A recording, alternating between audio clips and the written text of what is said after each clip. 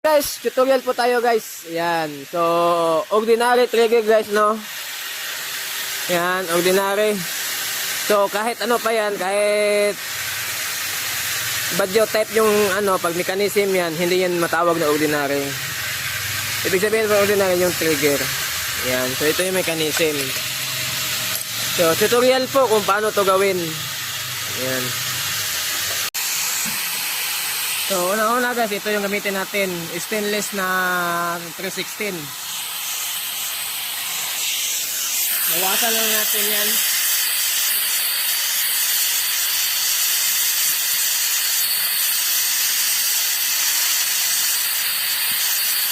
Ayan.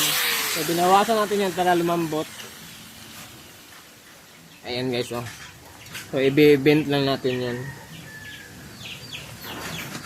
Ayan. Tapos ito sa likod, yan.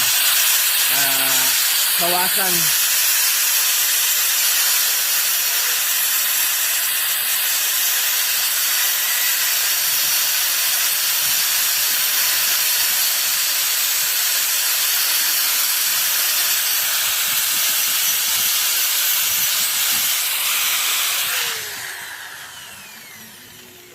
Ayan. Kasi lumambot pa yan kasi mainit. Sobrang tigas pa rin.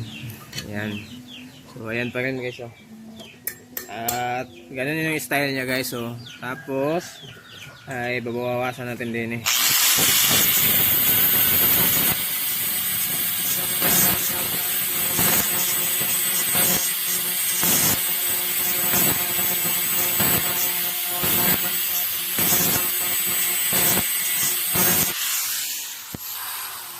At yun nga, i-bend pa rin natin pabalik. Ayan, o. So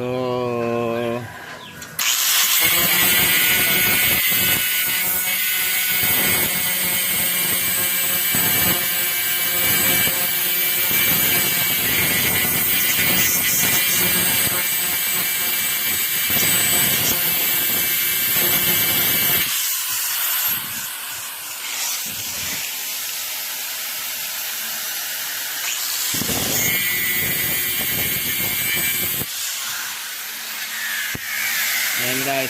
So, i-bend natin pabalik. Ayan.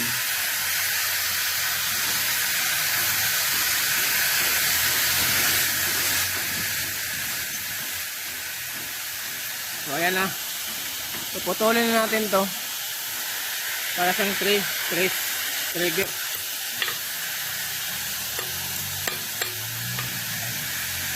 Ayan. Putulin na dyan.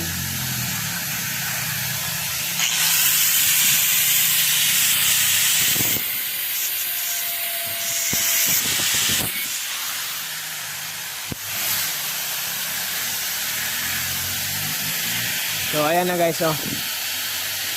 Lagay natin. Ayan. Lagyan natin tong lock sa ulo. Ayan.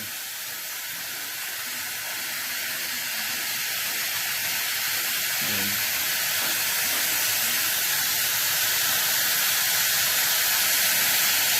Ayan.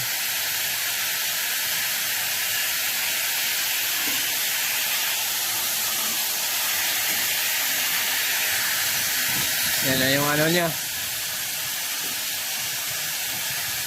Yan yung ligayan.